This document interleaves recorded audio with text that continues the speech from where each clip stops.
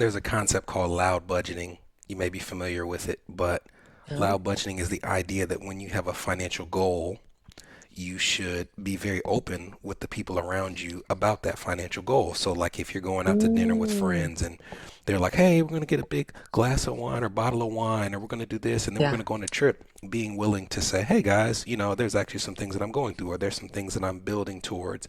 So, for that Out loud. reason, That's good. I'm going to, abstain.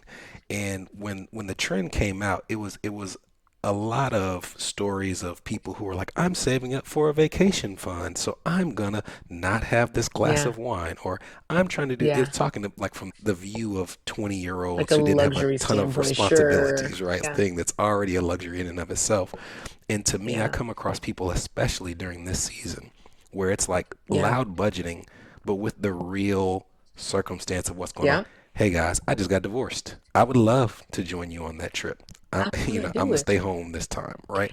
Hey, Yeah. such and such got laid off, right? Like we have Yeah. other financial priorities. And to me, I think there's this phase of life where it's Yeah. like you're trying to project to the world financially that you have it all Yeah. together.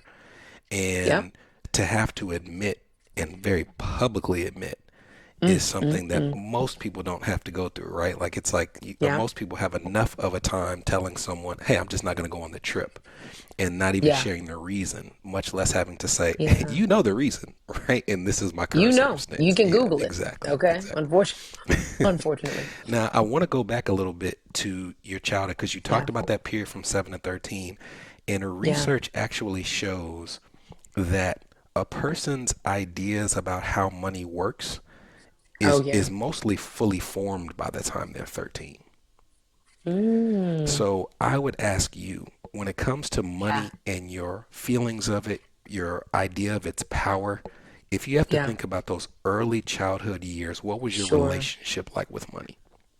Oh my goodness, I love this conversation. I am a firm believer that money is not just a linear way to process it. I believe that culturally, all those things impact us financially, behaviorally, socially, emotionally, all these, even spiritually in some ways.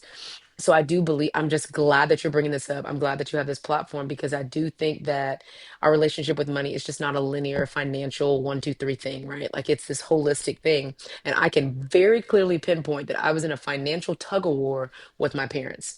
My dad, on one side, was like, we po, which was not true, actually. Okay. We were middle class. Okay. We didn't have a whole bunch of stuff, but we were not poor. And his whole thing was do not spend a dime. We don't have money for that. We're not sure. Scarcity mindset all the way. Like, we don't have a dime. Like, fear based, right? For him, he had instilled in us this emotionally fear based scarcity mindset. We never have enough mentality. Now, my mama, baby girl, and make it rain on the whole neighborhood. You hear me? I mean, she's adding it to the bag. There was also a level of secrecy and hiding. So there's some shame around money as well that was kind of cultivated in me because we didn't want dad to find out, right? So it's disjointed type tug of war, spender saver back and forth, spender saver back and forth to the extreme. So it felt like this pendulum, if you will, of like back and forth, back and forth. Okay, you got to save, never get a credit card, do not spend that money. And then, oh my gosh, let's just get it. Don't tell your dad we got it though, right? So there's this secrecy that's involved. And now I think I have found myself like first of all responsible for everything. So I am the dad, the mom, I'm the leader of my household. And I am now not struggling, I would say, but I'm clawing my way to figure out my financial identity. How do I give? How do I save? Generosity was a huge part of what shaped me. My dad was a super generous person, but for some reason, when it came to our family, he was like, we poor, okay? But he would just give. So I'm very generous when it comes to other people.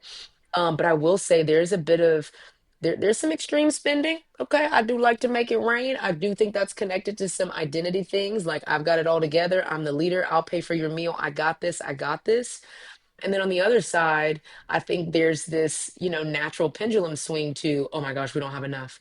Well, if I spend, past this certain threshold, like maybe we're going to be poor. Like, so there's some fear there as well. And I think those are the things that kind of shaped my financial identity.